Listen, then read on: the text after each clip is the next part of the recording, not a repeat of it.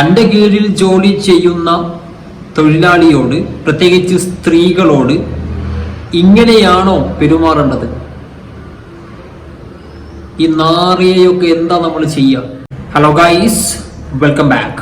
പല മേഖലകളിലായിട്ട് സ്ത്രീകൾ പല ചൂഷണങ്ങൾക്ക് വിധേയമാകാറുണ്ട്.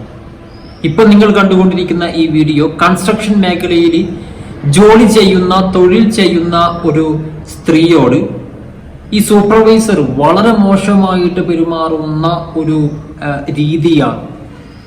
ജോലിക്കിടയിലാണെങ്കിലും, എവിടെയെങ്കിലും യാത്ര പോകുന്ന ഇടയിലാണെങ്കിലും, സമൂഹത്തിലേക്ക് ഇറങ്ങിക്കഴിഞ്ഞാലും പല ആളുകൾ സ്ത്രീകളെ ചൂഷണം ചെയ്യുന്നു. ഇത്തരം സന്ദർഭങ്ങളിൽ നിങ്ങൾ ചെയ്യേണ്ട കാര്യം പ്രതികരിക്കുക എന്നുള്ളത് മാത്രമാണ്.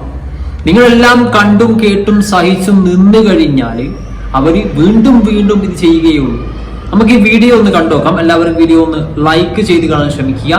ആദ്യമായൊരു വീഡിയോ കാണുന്നവരൊക്കെ ചാനൽ ഒന്ന് സബ്സ്ക്രൈബ് ചെയ്ത് കാണാൻ ശ്രമിക്കുക. നമുക്ക് വീഡിയോ കാണാം. നോക്കാം. ഇതൊരു CCTV ഫുട്ടേജ് ആണ്. പുതിയതായിട്ട് വർക്ക് ചെയ്തുകൊണ്ടിരിക്കുന്ന ഒരു വീടിന്റെ കൺസ്ട്രക്ഷൻ വർക്കാണ് നടന്നുകൊണ്ടിരിക്കുന്നത്.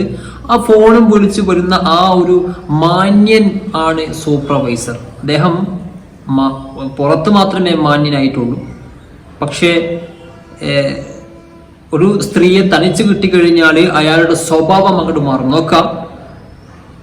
ആ ഒരു സ്ത്രീ ജോലി ചെയ്ത് വളരെ ടയേർഡായിട്ട് തളർന്ന് ഇരിക്കുന്ന സമയത്ത് ഈ സൂപ്പർവൈസർ ഫോണ് ചെയ്ത് അതിൻ്റെ ഇടയിൽ ആ ഒരു സ്ത്രീയെ ശല്യം ചെയ്യാണ്. നോക്കുക.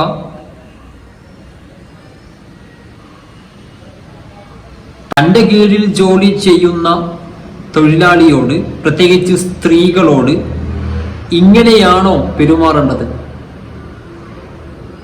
ഈ നാറിയെയൊക്കെ എന്താ നമ്മൾ ചെയ്യുക? വല്ലാത്തൊരു അവസ്ഥയാണ്.